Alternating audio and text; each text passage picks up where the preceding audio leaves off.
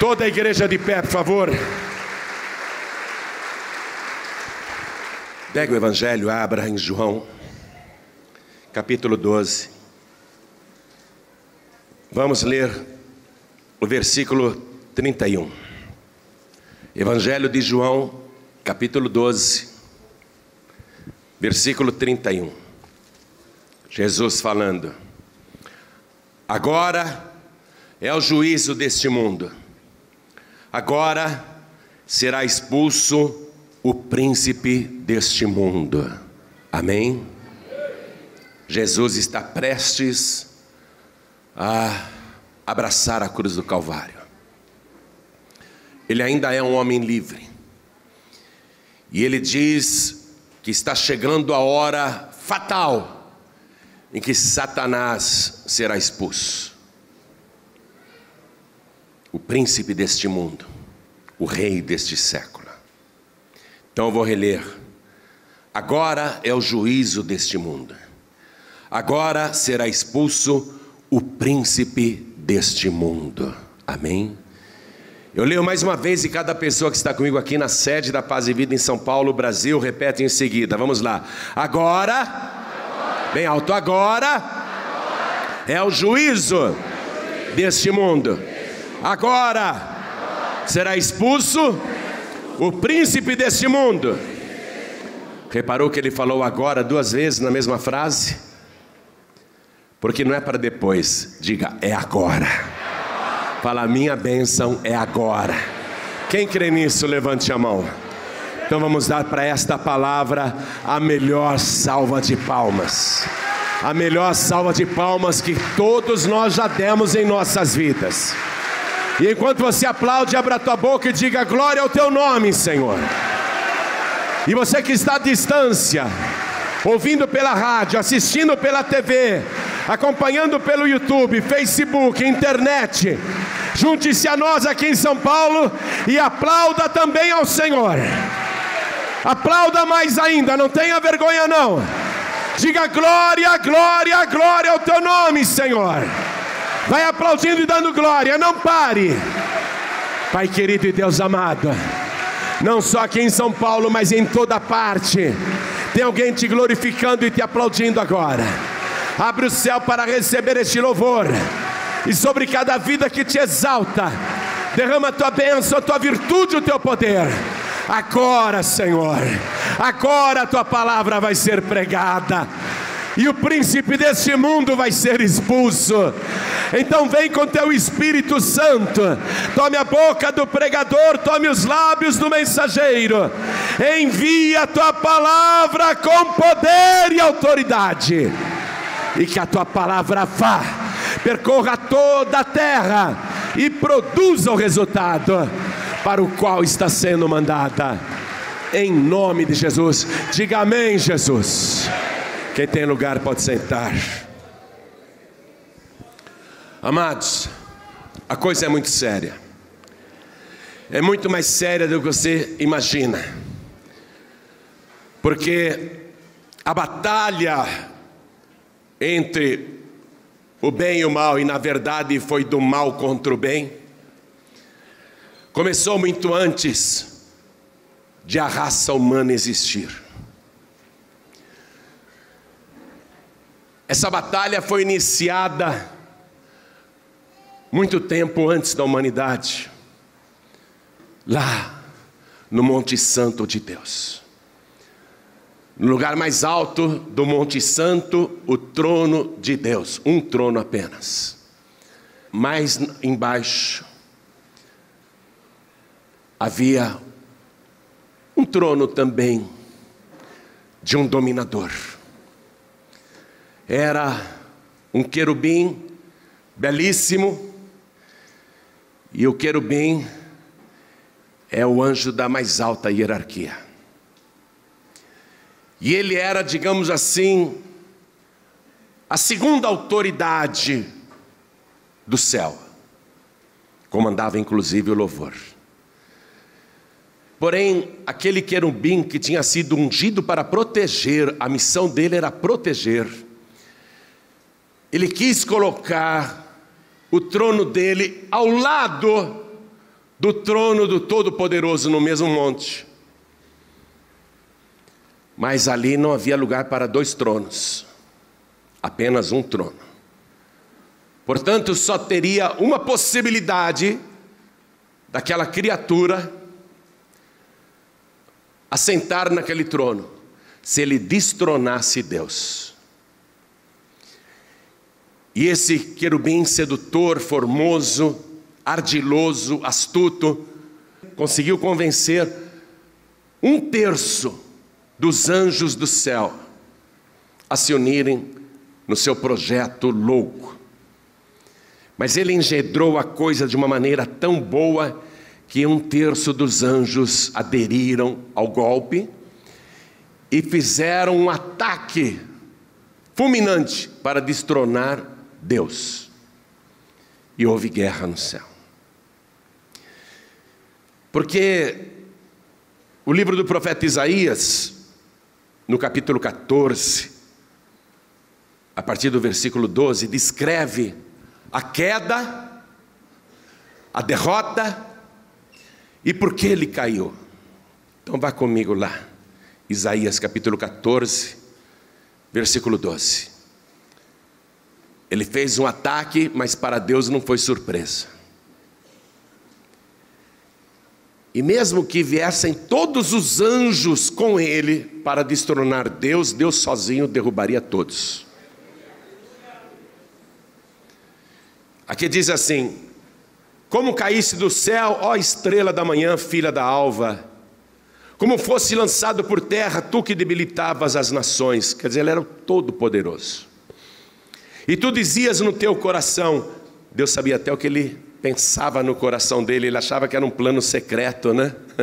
Nosso Deus sonda os corações. Por isso que o ataque não foi surpresa para Deus.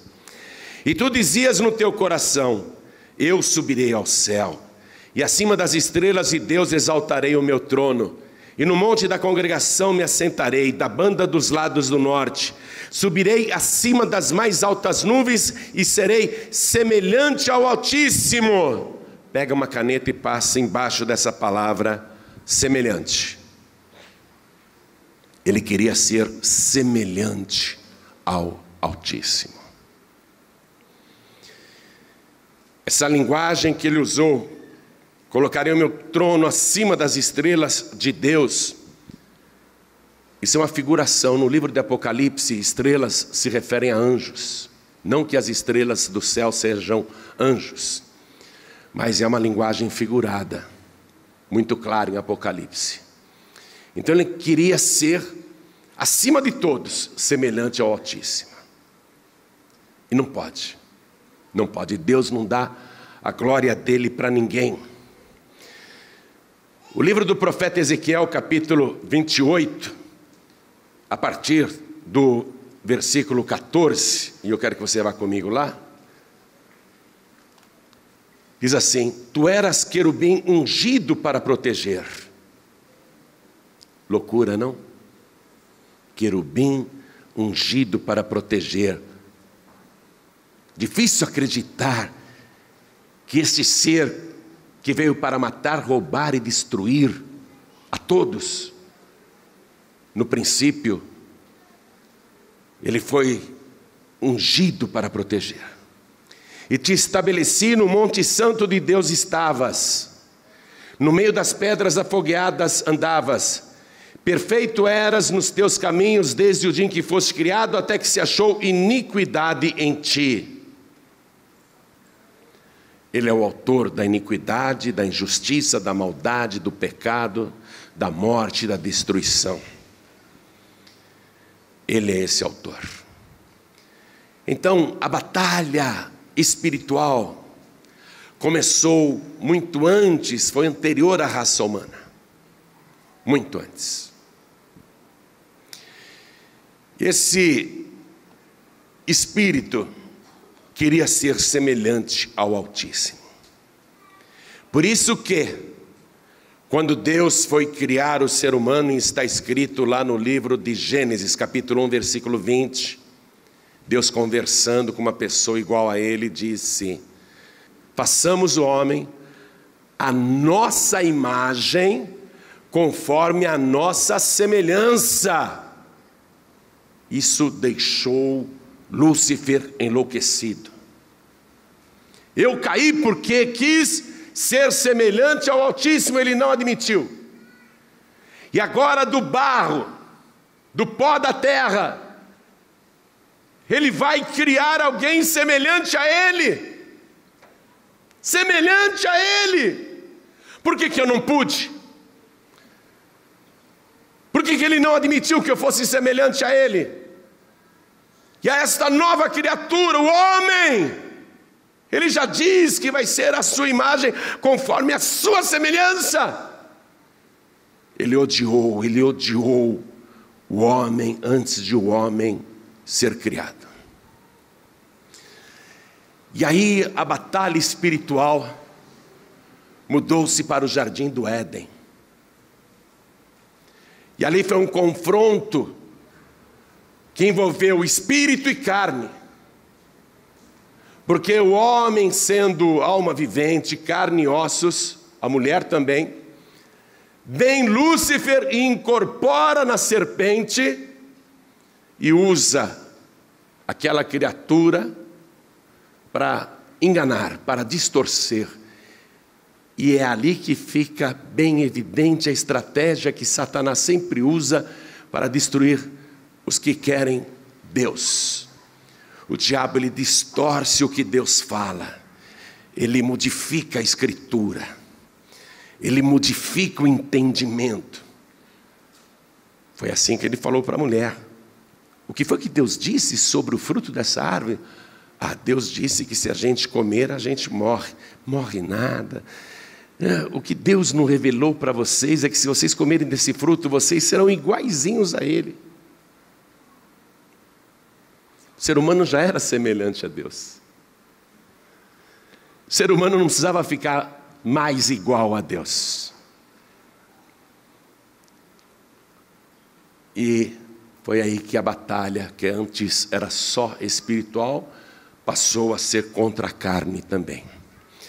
E ali mesmo, no jardim do Éden, Deus avisa que a batalha iria se dar entre espírito e carne. Eu quero que você vá comigo no livro de Gênesis, capítulo 3. Nós vamos ler o versículo 15.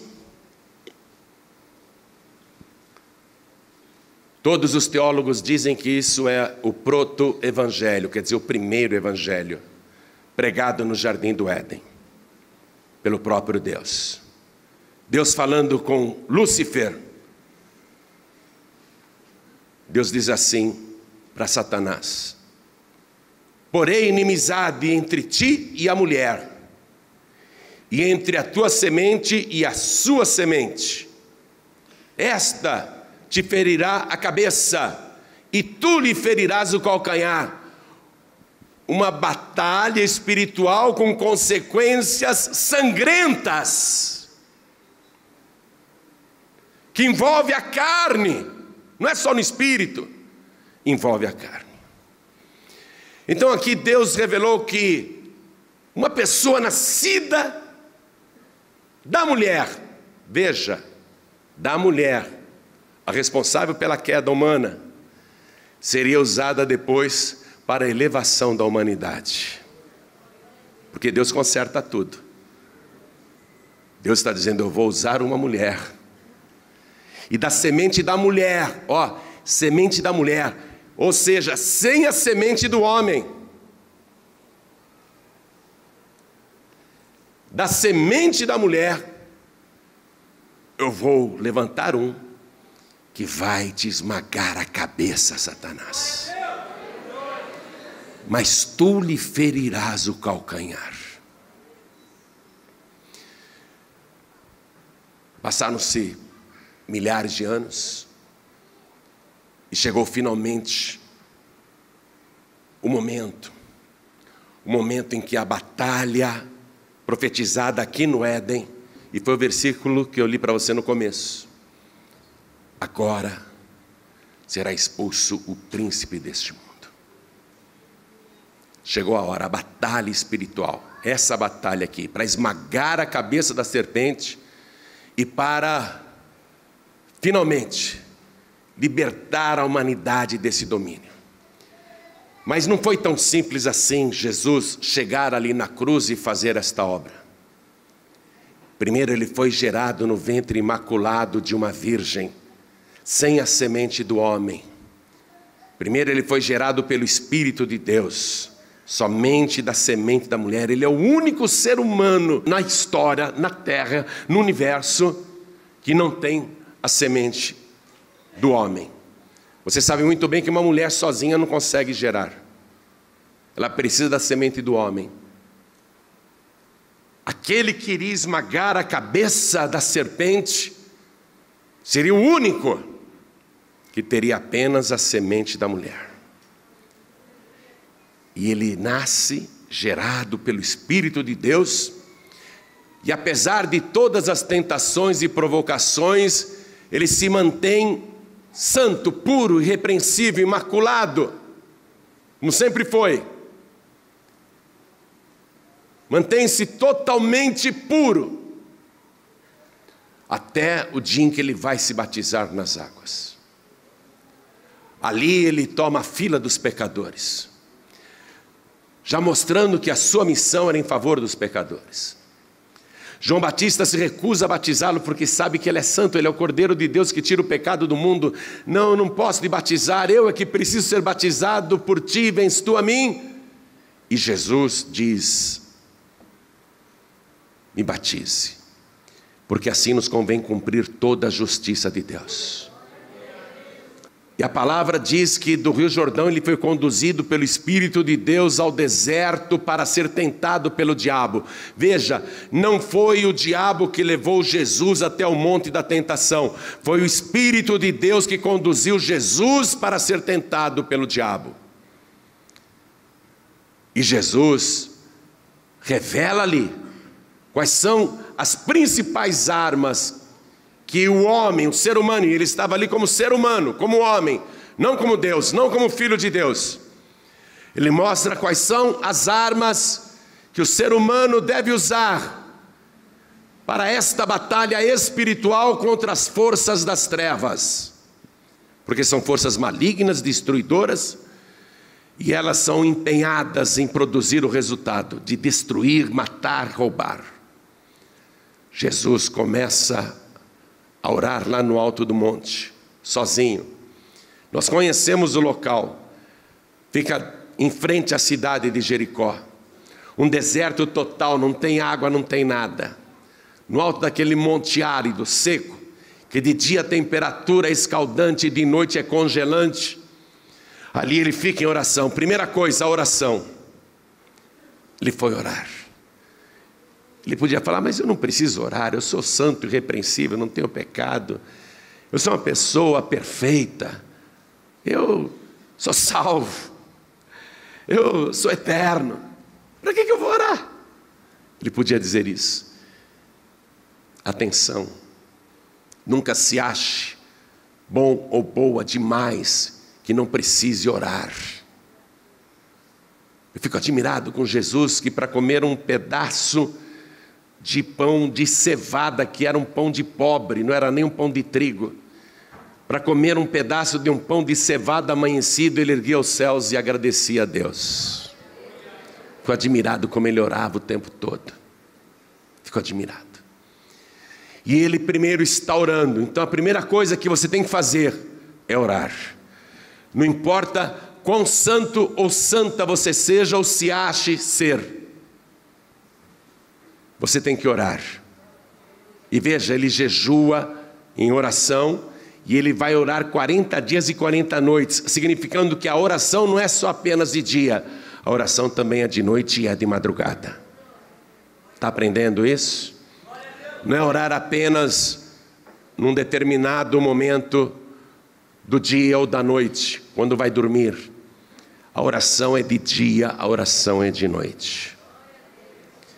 Então ele fica lá no monte, 40 dias e 40 noites. Outro detalhe, ele jejua, porque mais tarde ele vai ensinar que tem uma casta, uma categoria de demônios que não sai com coisa alguma a não ser por força de oração e jejum. E Jesus sabe que ele tem que se preparar para essa grande batalha, porque todo o inferno estará reunido para que ele fracasse.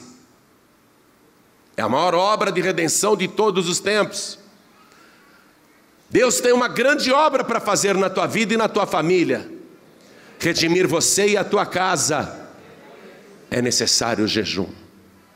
Você tem que jejuar. Há quanto tempo você não jejua? Agora surgiu aí entre os jovens uma nova moda para emagrecer que se chama jejum intermitente.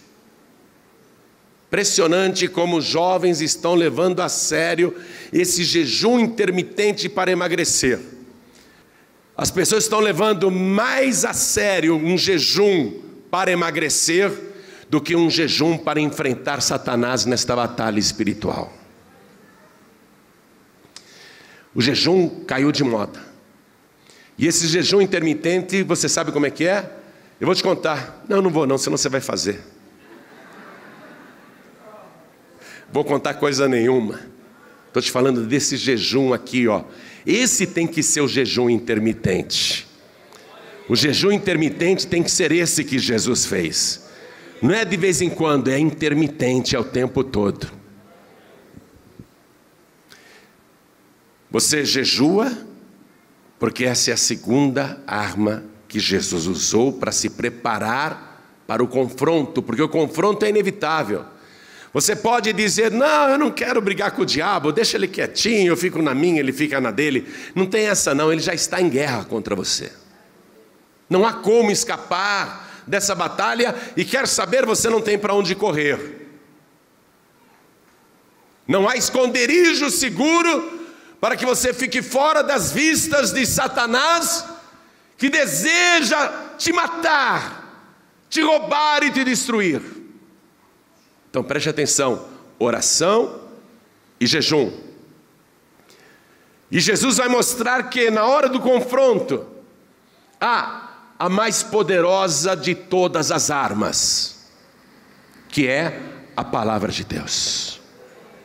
Quero que você vá comigo no Evangelho de Mateus,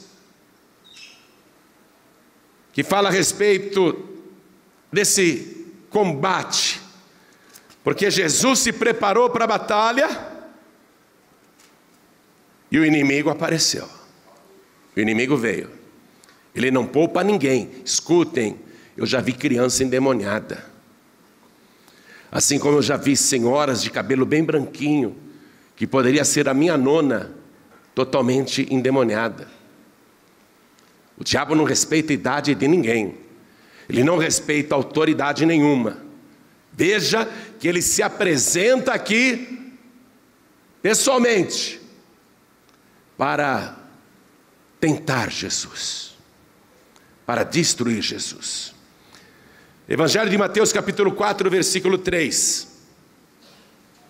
E chegando-se a ele o tentador disse, se tu és o Filho de Deus. E aqui a gente vê que a inveja de Satanás a respeito de Jesus era muito maior do que a inveja que ele teve de Adão e Eva. Porque Adão e Eva eram semelhantes a Deus. Jesus não. Ele é o próprio Deus. Ele é o Filho do Deus Altíssimo. Satanás não se conforma. Um corpo humano semelhante a Deus já é intolerável, porque é barro, é pó, é cinza. Mas o Filho de Deus num corpo humano, o diabo está enlouquecido de inveja. Se tu és o Filho de Deus, manda que estas pedras se tornem em pães. E Jesus já estava há 40 dias sem comer e sem beber nada. Deixa eu dizer uma coisa para você. O ser humano, se ele fica desempregado, ou perde os seus negócios, ou toma prejuízo, ele fica aborrecido. Mas ele sai à luta, ele vai procurar emprego, ele vai tentar abrir um novo negócio, vai tentar dar a volta por cima. O ser humano pode estar com pouco dinheiro, mas ele vai à luta para ganhar mais dinheiro.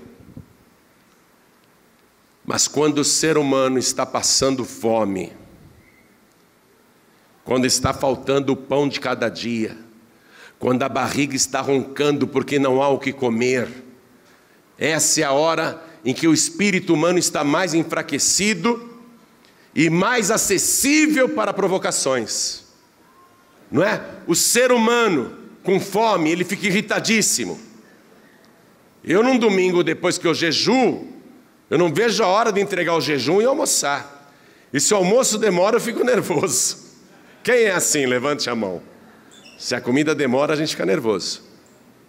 Não é, pastor Nilton? O ser humano, quando está com fome, é a pior das necessidades. E Satanás chegou em Jesus para tentá-lo na pior das necessidades. Quando ele já estava 40 dias sem comer, e o diabo oferece pedras e diz: transforme-as em pães, se tu realmente és o Filho de Deus. Jesus, com fome, podia falar: me dá essas pedras aqui, eu vou te provar que eu sou o Filho de Deus mesmo. Mas Jesus sabia muito bem que ele não poderia fazer o que o diabo sugeria, porque isso significaria levar uma vida de acordo com as sugestões de Satanás, de acordo com as ideias do diabo, de acordo com as orientações das trevas. Quem estava dando aquela orientação era o próprio inferno. Como que Jesus poderia aceitar aquela orientação? Aí você me diz: vou jogar na loteria para resolver meu problema. É o diabo sugerindo isso no teu ouvido. Preste atenção, você não pode levar a tua vida conforme as sugestões do inferno. O diabo está sugerindo, e se Jesus aceita, preste atenção, se Jesus aceita a sugestão, ele estará se tornando servidor de Satanás. E Jesus combate esse primeiro golpe, ele revida, ele se defende através da palavra de Deus. Escute, Jesus, porém, respondendo, disse: está escrito. Diga: está escrito. Jesus não disse outra coisa para o diabo. Jesus já disse direto: está escrito. Jesus podia falar: eu não vou transformar pedra em pães, coisa nenhuma, diabo. Sabe por quê? Porque está escrito. Não, ele já vai direto na palavra. Qual é a tua defesa contra Satanás? A palavra. Está escrito.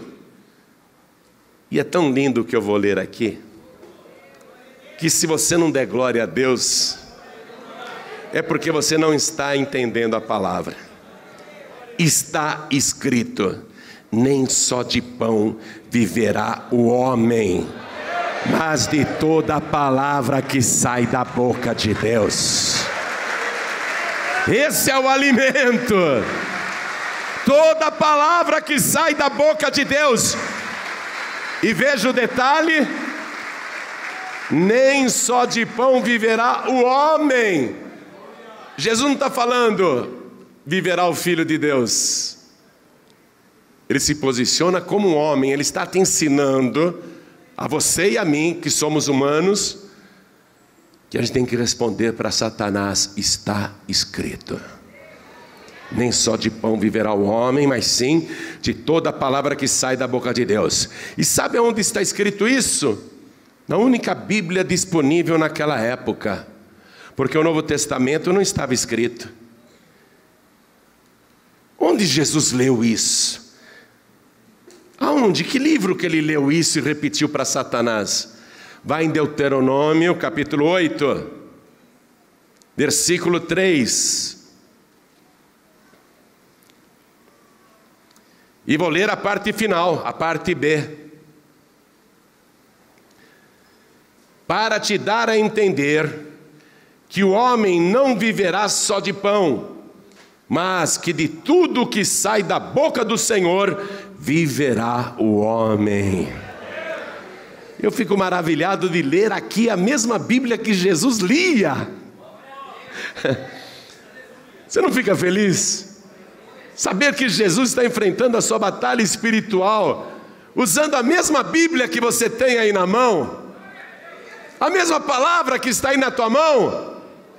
Eu não tenho dúvida nenhuma que se você ler esta palavra, você vai derrotar Satanás e colocar toda a força do inferno por terra. Você vai derrotar o diabo. Olha só, Jesus foi lá atrás no Antigo Testamento.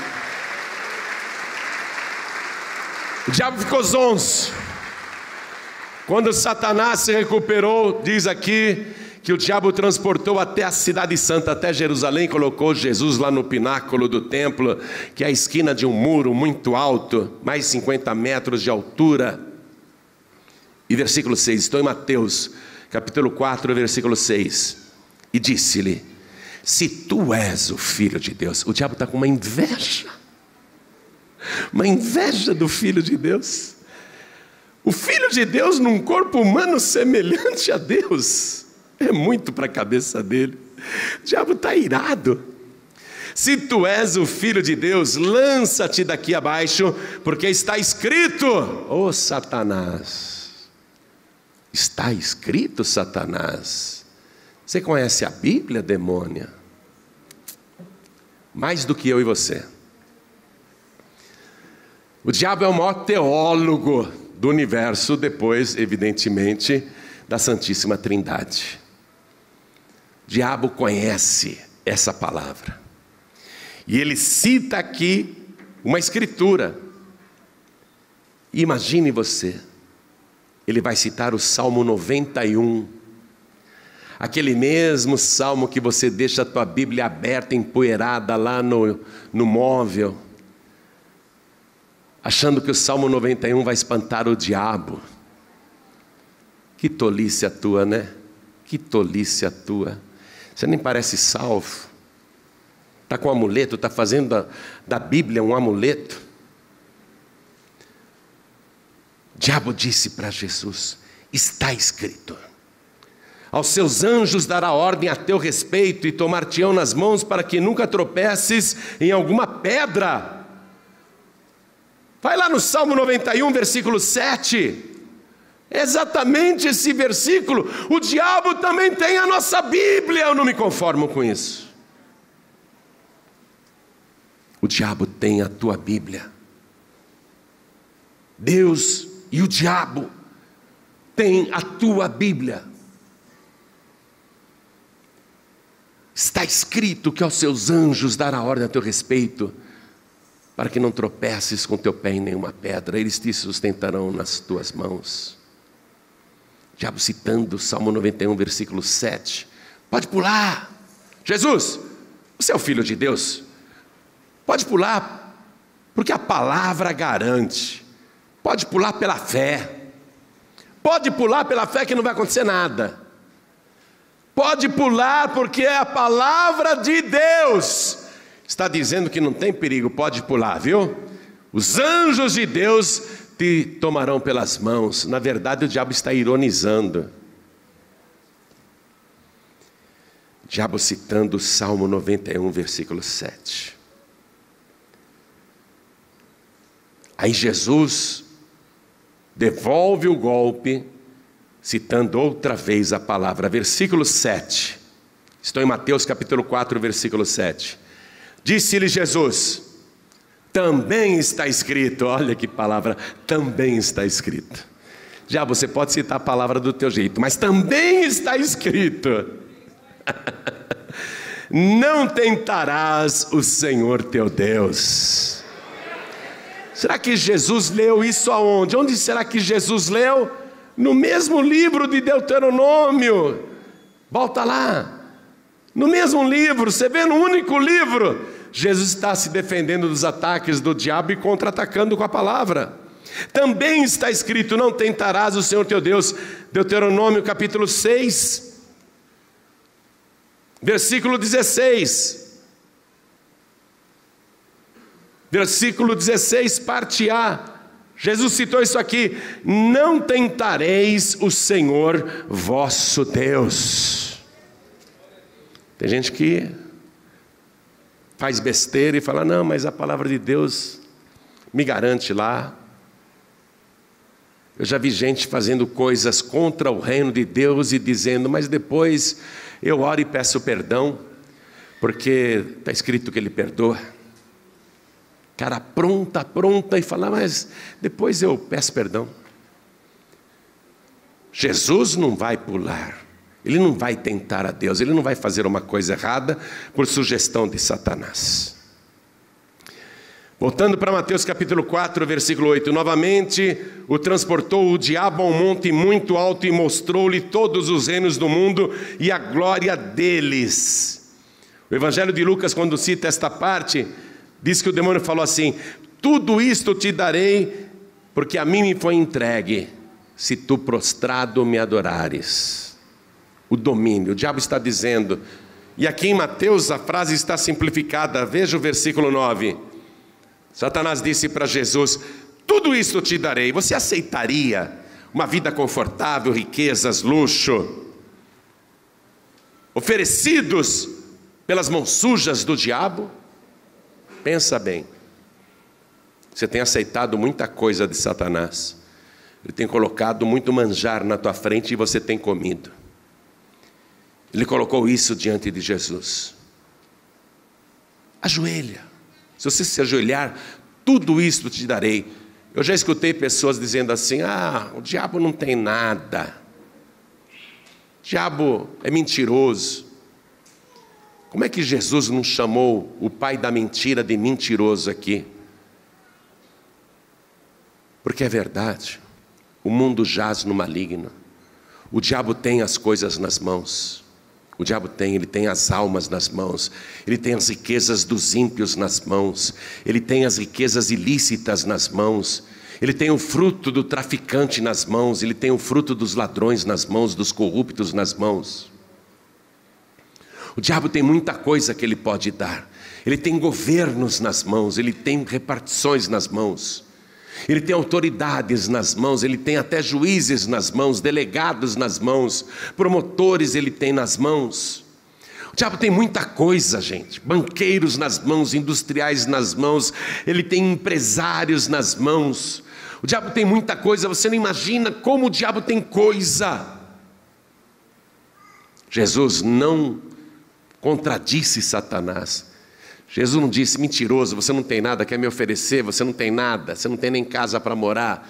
O diabo tem cada mansão, ele tem cada bordel, ele tem cada casa de prostituição, ele tem cada casa de jogo, ele tem cada cassino, ele tem cada lugar de perdição, hiper luxuoso, maravilhoso, carrões, gente elegante, bonita, ele tem muita coisa, ele tem muito povo. O diabo tem sim.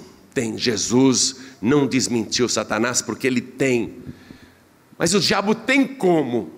Quem deu para ele? Porque lá quando Deus disse que criou o ser humano, está escrito: e depois de fazermos o homem à nossa imagem, conforme a nossa semelhança, domine ele sobre tudo. Deus entregou o domínio para o ser humano, não para Satanás. E como que o domínio que Deus entregou para o ser humano foi parar nas mãos de Satanás? São as pessoas que fazem a vontade do diabo, que aceitam suas sugestões, que vivem por suas orientações. Quando essas pessoas fazem isso, elas estão entregando o domínio de suas vidas, inclusive suas almas, para Satanás. No mundo jurídico, nas leis do nosso país e no mundo todo, o domínio é um direito real que pode ser transferido. É seu, mas você tem um carro, por exemplo, e resolve passar o domínio desse carro para o teu filho. Você faz a transferência. Você tem um apartamento ou uma casa e você resolve fazer a transferência desse domínio para alguém da sua família. A filha que vai casar Então você pega o seu apartamento e você transfere o domínio para ela. O domínio é isso, é uma coisa que pode ser transferida. E o ser humano, quando atende à vontade do diabo, ele transfere o domínio da sua vida para Satanás. É por isso que Satanás 3 vezes está fazendo sugestões para Jesus cair na armadilha. Porque se Jesus aceita qualquer orientação de Satanás para aquele momento, ele iria transferir o domínio da sua vida, ele se tornaria escravo do diabo, seria aprisionado. Olha o exemplo de Jesus, ele prefere passar fome, ele prefere passar sede, ele prefere não ter nada, mas ter a presença de Deus, do Todo-Poderoso, continuar com a certeza da salvação. Satanás diz: tudo isso eu te darei se prostrado me adorares. Aí Jesus responde outra vez com a palavra. Vamos lá, Mateus capítulo 4, versículo 10.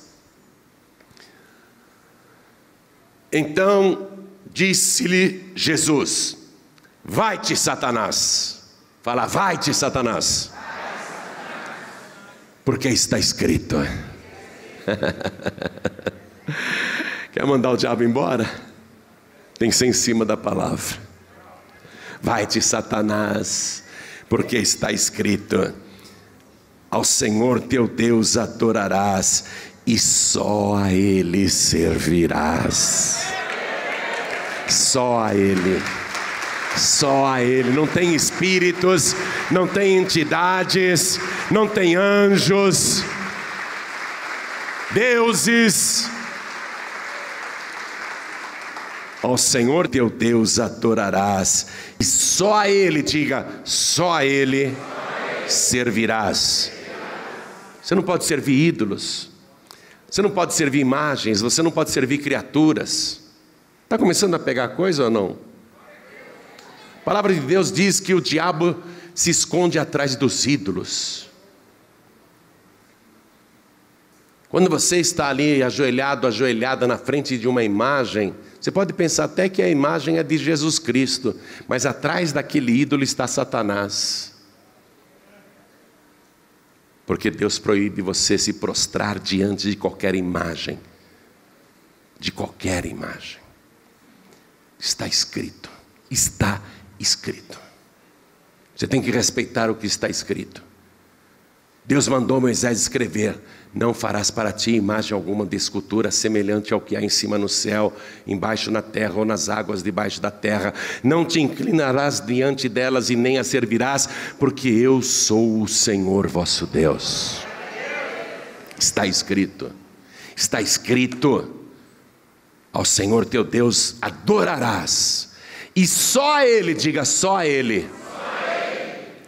Jesus aqui na terra disse: Deus é Espírito, e os verdadeiros adoradores adorarão a Deus em espírito e em verdade. Só a Ele adorarás e só a Ele servirás. Versículo 11. Resultado desse confronto, Jesus usando as armas da oração, do jejum e da palavra. Então o diabo o deixou, e eis que chegaram os anjos e o serviram. Quem é fiel vai acabar sendo servido pelos anjos de Deus. Quem adora só a Deus vai ser servido pelo céu. Mas há um detalhe que o Evangelho de Lucas nos conta, capítulo 4, vamos lá. Evangelho de Lucas, estou terminando a mensagem. Capítulo 4, versículo 13. Quero que você ache. Achou? Lucas 4, versículo 13. E acabando o diabo toda a tentação, ausentou-se dele por algum tempo. Eu leio que o diabo acabou toda a tentação. Não foi isso que eu li? E acabando o diabo toda a tentação. Acabou, estou livre. Estou livre. Resisti com oração, resisti com jejum, resisti com a palavra, rebati com a palavra. diabo acabou toda a tentação, estou livre. E ausentou-se dele por algum tempo. Outras traduções dizem assim: até ocasião oportuna. Tem alguém com essa tradução aí? Muita gente, ó. E acabando o diabo toda a tentação, ausentou-se dele até ocasião oportuna. Em quais Bíblias está escrito assim? Levante a mão. Muitas pessoas com essa tradução. Até ocasião oportuna. Quer dizer que ele parece que foi embora. Está compreendendo ou não? Parece que acabou toda a tentação. Ufa, estou livre desse espírito das trevas. Estou livre. Só que o diabo, ele se ausenta temporariamente e fica sondando, te vigiando em oculto, até encontrar ocasião oportuna. Quer saber a verdade? O diabo nunca vai desistir de te derrubar. O diabo nunca vai desistir de te destruir, de te matar, de acabar com você. Por isso que você tem que entrar para essa batalha espiritual para valer. Não é essa coisinha meia boca que a gente vê hoje em dia. Pelo amor de Deus, que igreja mais fria que nós estamos vivendo no século 21. Justamente no momento mais crucial e importante da história da humanidade, que antecede a volta de Jesus, nós vemos os salvos completamente desligados, como se Satanás não existisse, e aderindo a todos os modismos deste século, e aceitando a todas as sugestões de Satanás, e fazendo muitas vezes aquilo que agrada o diabo, achando, não, tudo bem, não faz mal, depois eu peço perdão. Pessoas que não oram, que não jejuam, que não estudam a palavra, que não são dizimistas fiéis, que não são ofertantes fiéis, que não estão nem aí se o evangelho está sendo pregado em toda a terra ou não, cada um por si. O esfriamento da fé foi profetizado por Jesus para os últimos dias. Por se multiplicar a iniquidade, a gente vê tanta iniquidade que o amor está esfriando mesmo, é tanta maldade nesse mundo. A coisa está tão escancarada e aquilo que é errado está sendo batido diariamente na imprensa, na mídia como certo. O amor está esfriando, tudo está sendo aceito agora. O Espírito Santo nesses últimos dias está tendo um trabalho muito grande para convencer as pessoas do pecado, da justiça e do juízo. Está sendo muito difícil para o Espírito Santo convencer um jovem de que um rapaz beijar outro rapaz na boca em plena luz do dia e também escondido, né? Tanto faz. Já convenceu até os pequeninos que crescem na escola dizendo é tudo normal, está tudo certo. O Espírito Santo está tendo muito trabalho para convencer do pecado, da justiça e do juízo. São os últimos dias. E Jesus profetizou dizendo, é necessário que tudo isso aconteça. E esse evangelho do reino será pregado em todo o mundo, em testemunho a todas as gentes, e então virá o fim. Esse é o momento. Esse é o momento. Eu acredito sinceramente que por uma razão que eu desconheço, Deus trouxe você aqui hoje para te chacoalhar e te despertar e dizer a você, prepara-te para esta batalha, use as armas que eu usei, não fuja do combate, não fuja do diabo, não ignore o inimigo, passe por cima dele, porque eu sou contigo para te livrar e para te abençoar. Eu já expulsei o príncipe deste mundo, ele me feriu, mas eu esmaguei a cabeça da serpente. Vamos pregar, minha gente, vamos evangelizar, minha gente, vamos levar a vida espiritual a sério, minha gente, vamos orar, jejuar e estudar a palavra.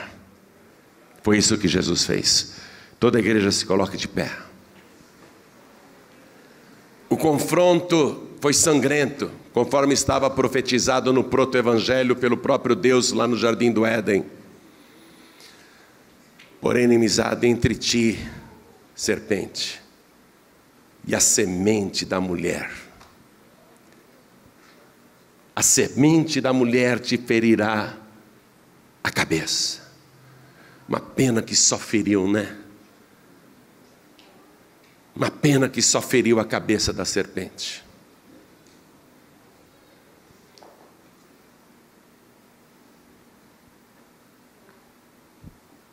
Ele te ferirá a cabeça, e tu lhe ferirás o calcanhar. Um dos lugares onde os cravos passaram por Jesus, lá na cruz do Calvário, foi justamente aqui, ó. Aqui, no calcanhar. Os romanos crucificavam com um prego enorme, um só prego que atravessava os dois calcanhares. E ele foi ferido no calcanhar. O combate, que antes era só espiritual, atingiu a carne. Jesus foi ferido. O diabo comemorou. Fui além, consegui matá-lo, ali é a sepultura dele. Fiz enrolarem o corpo dele e amarrarem bem com panos. Fiz colocarem uma pedra enorme na entrada do sepulcro e fiz chumbarem com argamassa aquela pedra. E fiz colocarem guardas dia e noite para que ele continue bem morto, para que o cadáver dele continue ali, todo arrebentado. Eu fui além, Deus achou que ele iria ser ferido, mas eu o matei, está lá, ele está morto. Dali ele não sai nunca mais. Mas no terceiro dia, os guardas de plantão levaram um susto, porque a princípio parecia uma estrela cadente. Um ponto luminoso, mas aquele ponto luminoso veio na direção deles e foi ficando maior, maior, até que veio e tocou naquela pedra chumbada na entrada da caverna onde jazia o cadáver de Jesus. E quando ele tocou, aquela pedra começou a se mover e aconteceu um grande terremoto. E quando aquela pedra saiu da entrada do sepulcro, um clarão muito grande de cegar os olhos, os guardas caíram por terra, mas eles puderam ver o mesmo que tinha sido assassinado cruelmente na cruz do Calvário. Eis aqui, vivo, andando com seus próprios pés, ressuscitado, tendo nas mãos as chaves da morte e do inferno. O príncipe deste mundo é expulso da vida de quem se entrega a Jesus. E ele disse: os que creem em mim, em meu nome expulsarão os demônios. Que maravilha, hein? Eu e você, pó e cinza, barro, lama, em forma de Deus, semelhantes a Deus, eu e você, mas barro e cinza, pó apenas, com autoridade, para expulsar o príncipe deste mundo. Mas não porque haja em nós santidade própria ou virtude especial, mas porque em nós está a cobertura do sangue do Cordeiro, o sangue que nos purifica de todo o pecado e nos torna tão santos quanto Jesus. O sangue que nos purifica de toda iniquidade é temido por Satanás, e quando nós usamos o nome de Jesus, o inferno cai por terra. O inferno tem que recuar e sair da frente.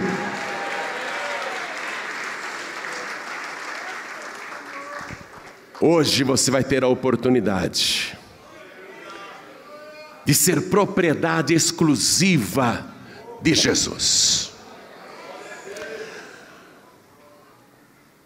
Você, do jeito que está hoje, é criatura feita à imagem e semelhança de Deus. Mas uma criatura feita à imagem e semelhança de Deus não é páreo para Satanás. Ele derrubou Adão e Eva. Você só vai ser páreo para o diabo. Ele só vai ter medo de você se você for filho de Deus. E no Evangelho de João, capítulo 1, versículo 12, está a fórmula que transforma você de criatura para filho, filha de Deus. Porque só criatura de Deus o diabo não tem medo. O diabo não respeita um ser humano normal à imagem e semelhança de Deus. Esse ele não respeita, é só uma criatura. O diabo respeita o filho de Deus, a filha de Deus. A fórmula é bem simples, olha só, está escrito assim: mas a todos quantos o receberam, deu-lhes o poder, de serem feitos filhos de Deus, aos que creem no seu nome.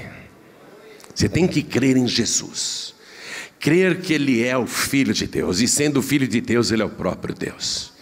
Você tem que crer que Ele é o Todo-Poderoso, o Alfa e o Ômega, o princípio e o fim. O único ser humano nascido somente da semente da mulher, o único que viveu neste mundo sem nenhum pecado, e guardou-se santo e imaculado para morrer por cada um de nós aqui presente, e levar sobre si todos os nossos pecados, doenças, tormentos e enfermidades. Você tem que crer que Ele morto foi colocado naquele sepulcro na sexta-feira à tarde, mas no domingo pela manhã Ele ressuscitou dos mortos e está vivo pelos séculos dos séculos. Você tem que crer que depois de ressuscitado, Ele ainda andou nesta terra pelo espaço de 40 dias, para que todo mundo conferisse que era Ele mesmo, de carne e ossos, e Ele dizia: pode me tocar, eu não sou um fantasma, porque um espírito não tem carne nem ossos como vedes que eu tenho. Ele ficou 40 dias na terra, para que as pessoas pudessem vê-lo com o mesmo corpo que tinha morrido na cruz, ver o mesmo corpo vivo, um corpo glorioso, mas Ele mesmo, Ele ficou aqui para provar que o mesmo que morreu na cruz foi o mesmo que ressuscitou em carne e ossos.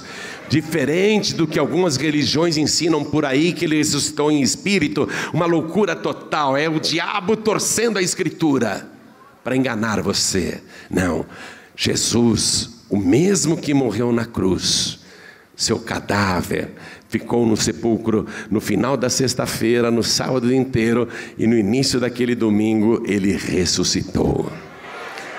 O mesmo que morreu na cruz, porque Ele disse: eu sou a ressurreição e a vida, quem crer em mim, ainda que esteja morto, viverá. Você tem que crer nesse Jesus, que subiu aos céus, e disse: eu vou preparar lugar para vocês, e virei outra vez, e vos tomarei para mim mesmo, para que onde eu estiver estejais também. Você tem que crer nesse Jesus. Mas a todos, olha só, todos, hein? Você pode no passado ter feito pacto no terreiro com o próprio Lúcifer. Você pode ter bebido sangue num lugar de magia negra e fez um pacto com o demônio, com o próprio Satanás. Ficou dias e dias trancada nua, num quartinho escuro, ali rolando nas próprias fezes e bebendo sangue de animais. Você pode ter feito coisas tenebrosas no passado, mas a palavra de Deus está dizendo que não tem exceção. Mas a todos quantos o receberam, todos quantos o receberam. Você pode ter sido o pior pecador deste mundo, mas a palavra não abriu exceção. A todos quantos o recebem, Ele dá o poder de serem feitos filhos de Deus, aos que creem no seu nome, aos que creem nesse Jesus que eu te preguei, não num Jesus de barro ou de gesso, ou numa estampa qualquer, esse Jesus glorioso e poderoso, que breve vai voltar. Se você crer nele e o receber agora, o teu nome vai ser escrito no livro da vida do Cordeiro. E estando o teu nome escrito ali, você vai receber aqui e agora o poder para se tornar filho e filha de Deus. É só receber Jesus. É só dizer: eu quero receber Jesus. Então eu pergunto: quem aqui quer receber Jesus como único, suficiente, exclusivo e eterno Salvador? Ergue a mão direita o mais alto que puder. Eu quero recebê-lo agora. Ergue a mão direita bem alto, diga: eu quero. Todos que ergueram as mãos, vem aqui para frente, por favor. Sai do seu lugar agora e venha do jeito que você está. Pode trazer todos os seus vícios juntos, pode trazer todos os seus pecados com você, pode trazer todos os teus sofrimentos e doenças, porque hoje Satanás vai ser expulso para sempre da tua vida. Vamos aplaudir mais por cada pessoa que está chegando. Vai chegando. Mas a todos quantos o receberam, deu-lhes o poder de serem feitos filhos de Deus. Jesus disse: quem me confessar diante dos homens, também eu confessarei o seu nome diante do meu Pai que está nos céus. Então vem aqui para frente para confessar que Jesus Cristo é o teu único, suficiente, exclusivo e eterno Salvador. E igreja, vamos nos alegrar porque está chegando mais. Venha, porque tem lugar para você aqui. Venha. Está sentindo vontade de vir? Então venha. Eu quero chamar aqui na frente todos os filhos e filhas pródigos. Você já conhece a palavra, não está frequentando igreja nenhuma, mas você fez tão bem hoje de vir aqui. Hein, filho pródigo, hein, filha pródiga. Você que não está em igreja nenhuma, não é membro de igreja nenhuma, há quanto tempo você não toma Santa Ceia, sendo uma pessoa já batizada, hein? Até quando você vai ficar fora da casa do Pai? Hoje você veio, por alguma razão o Pai te ama tanto que Ele não desiste de você, e Ele está te chamando agora. Vem filho pródigo, vem filha pródiga, vem para cá. Vem para cá, vamos aplaudir mais. Porque esse meu filho estava morto e reviveu, esta minha filha tinha se perdido e foi achada. Oh glória, vamos aplaudir mais. Vem, está chegando mais, vem depressa. Vem, oh glória, está vindo mais, vem filho pródigo, está tendo festa no céu por tua causa agora. E eu quero chamar todos os que estão manquejando, fraquejando. Pastor Joaíbe, esta palavra que eu ouvi hoje falou muito comigo, porque muitas vezes eu não oro, muitas vezes eu não leio mais a palavra, e faz muitas e muitas vezes que eu não jejuo, às vezes faz tempo que eu não jejuo. Essa palavra falou muito comigo, eu me sinto fraca para essa batalha. Eu percebo que Satanás tem avançado contra a minha vida, e eu quero me fortalecer. Essa palavra falou comigo, eu quero mais, eu quero orar mais, eu quero ter forças para jejuar, eu quero estudar mais a palavra, eu quero ter mais vontade de ler a palavra. Me ajuda? Ajudamos sim, vem aqui para frente que nós vamos orar por você. Vem aqui para frente que nós vamos orar.